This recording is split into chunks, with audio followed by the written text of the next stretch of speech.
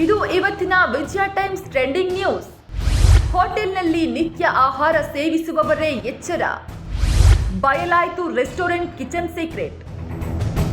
ಅವಧಿ ಮೀರಿರೋ chicken, expire ಆಗಿ ಕೊಳೆತಿರೋ ಅಣಬೆ, ಸೀಗಡಿ ಪೇಸ್ಟ್, ಬಿರಿಯಾನಿ ಫ್ಲೇವರ್, ಲೇಬಲ್ ಇಲ್ಲದ ನೂಡಲ್ಸ್, ರಾಶಿ ಜಿರಳೆಗಳು.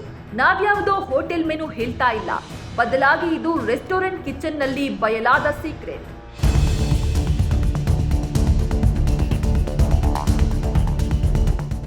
ಈ ಸೀಕ್ರೆಟ್ನ ಬಯಲು ಮಾಡಿದ್ದು ಹೈದರಾಬಾದ್ನ ಆಹಾರ ಗುಣಮಟ್ಟ ಮತ್ತು ಸುರಕ್ಷತಾ ಇಲಾಖೆಯ ಅಧಿಕಾರಿಗಳು.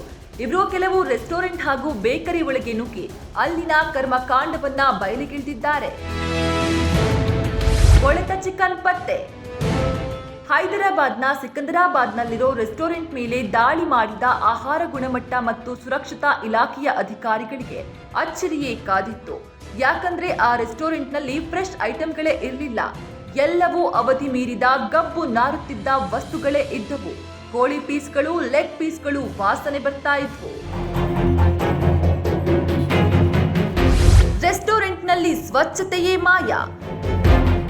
ಇನ್ನು ರೆಸ್ಟೋರೆಂಟ್ನಲ್ಲಿ ಸ್ವಚ್ಛತೆಗೆ ಅರ್ಥವೇ ಗೊತ್ತಿಲ್ಲದಂತೆ ಇತ್ತು.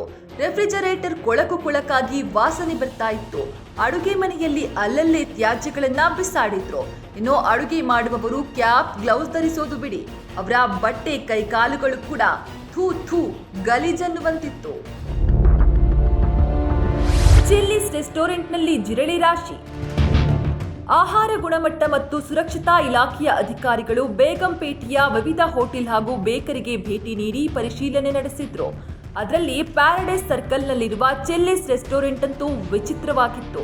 ಈ ಚಿಲ್ಲಿಸ್ ರೆಸ್ಟೋರೆಂಟ್ನಲ್ಲಿ ಜಿರಳೆಗಳ ರಾಶಿಯೇ ತುಂಬಿಕೊಂಡಿತ್ತು.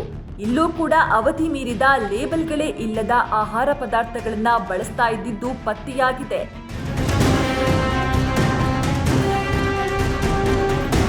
ಬೇಕರಿಯಲ್ಲೂ ಇದೇ ಕತೆ. ಇನ್ನು ಸಿಕಂದರಾಬಾದ್ನ ಎಂಜಿ ರಸ್ತೆಯಲ್ಲಿರುವ ಬೇಕರಿಗಳನ್ನ ಆಹಾರ ಗುಣಮಟ್ಟ ಮತ್ತು ಸುರಕ್ಷತಾ ಇಲಾಖೆಯ ಅಧಿಕಾರಿಗಳು ಪರಿಶೀಲನೆ ಮಾಡಿದ್ರು. ಅಲ್ಲೂ ಕೂಡ ಅದೇ ಕೊಳಕು ಅಡುಗೆ ಮನೆಗಳು, ತುಕ್ಕು ಹಿಡಿದಿರುವ ಕಂಟೈನರ್ಗಳು, ಲೇಬಲ್ ಇಲ್ಲದೆ ಆಹಾರ ತಯಾರಿಕೆಯಾಗ್ತಾ ಇದ್ದದನ್ನ ಅಧಿಕಾರಿಗಳು ಪತ್ತೆ ಹಚ್ಚಿದ್ದಾರೆ.